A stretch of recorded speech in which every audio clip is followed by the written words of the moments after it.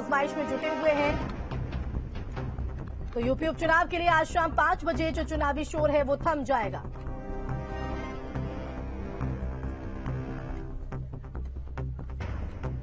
तो बता दें कि दिग्गजों की तरफ से लगातार जोर आजमाइश की जा रही है और आज शाम 5 बजे जो है ये चुनावी शोर थम जाएगा।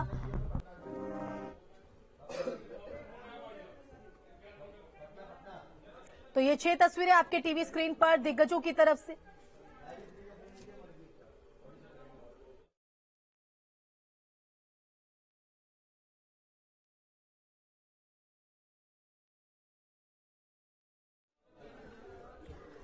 तो 6 तस्वीरें आपके टीवी स्क्रीन पर। तो बता दें कि आज शाम 5 बजे जो चुनावी शोर है वो यहां पर प्रचार प्रसार का थम जाएगा। तो प्रचार के आखिरी दिन बीजेपी और एसपी ने अपनी पूरी ताकत झोंक दी। आज नेताओं की ताबड़तोड़ जनसभाएं हैं जिसकी ये 6 तस्वीरें आप देख रहे हैं। संवाददाता आदर्श का सीधा रुख कर लेते हैं। आदर्श, आज शाम 5 बजे चुनावी प्रचार प्रसार थम जाएगा और उससे पहले दिग्गजों ने झोंकी पूरी ताकत।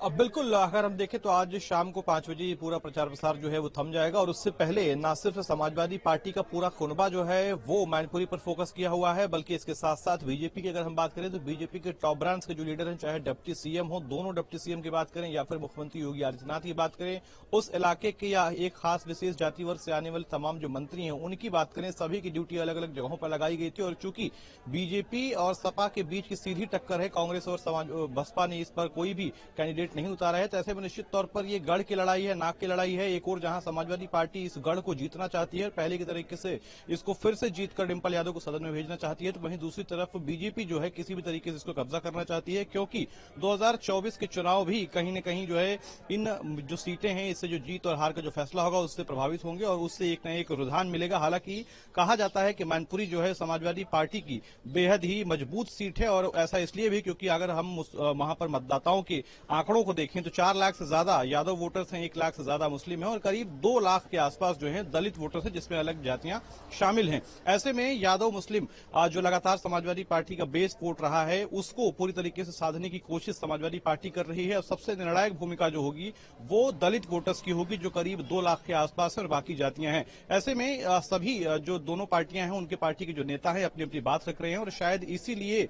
जितने भी बीजेपी के टॉप ब्रांड के लीडर हैं, चाहे वो मंत्री हों या फिर दूसरे पदों पर आसीन लोग हों, जिनकी क्षेत्र में या अपने मतदाताओं में, अपने जाति में जातीय पकड़ मजबूत है, जातीय क्षेत्रीय आंकड़ा मजबूत है, उन लोगों को वहां पर ड्यूटी पर लगाया गया और माना जा रहा है कि पूरी तरीके से आर पार की लड़ाई है ये। बिल्कुल आर पार की लड़ाई है और आज आखिरी दिन है प्रचार प्रसार का और सिलसिलेवार पूरे कार्यक्रम को समझना चाहें आदर्श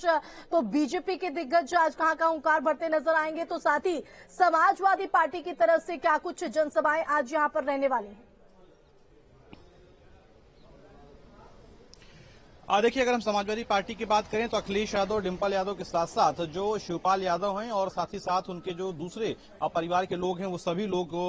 जो है आज अलग अलग जगहों पर जनसभाएं करेंगे। सबसे ज्यादा जो फोकस बीजेपी का आज रहने वाला है वो जसवंत नगर पर रहने वाला है, क्योंकि जसवंत नगर शिवपाल यादव का गढ़ यानी मजबूत इलाका माना जाता है। ऐसे में जसवंत नगर के भी जो वोटर्स हैं उनको अपने पाले में करने के लिए बीजेपी के अलग अलग मंत्रियों की ड्यूटी आज सुबह से लेकर शाम तक लगाई गई है और माना जा रहा है डोर टू डोर कैंपेन के साथ साथ जो छोटी नुक्कड़ सभाएं होती हैं उस पर भी पूरा फोकस किया जा रहा है। और कई मंत्री ऐसे हैं जो जातीय गणित के साथ साथ जो क्षेत्रीय आंकड़ों पे भी क्षेत्रीय राजनीति पर भी फिट बैठते हैं, उनको भी उतारा गया है। तो निश्चित तौर पर आज पावर पैक डे है और कोशिश यही है कि किसी भी तरीके से कोई भी हिस्सा मैनपुरी का या कोई भी वर्ग, कोई भी जाति या किसी भी और धर्म के लोग जो हैं वो प्रचार प्रसार से ना छूटे और इसी की तैयारी के तहत दोनों ही पार्टियों ने वहां पर अपने अपने जो प्रचारक हैं उनको उतारे हुए हैं। बहुत शुक्रिया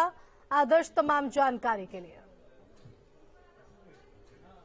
तो समाजवाद के गढ़ को लेकर संग्राम मचा हुआ है और एक गढ़ को तोड़ने की कोशिश में जुटा है तो दूसरा उसे बचाने में ताबड़तोड़ दौड़ कर रहा है। सीएम योगी ने जनता को समाजवाद की परिभाषा भी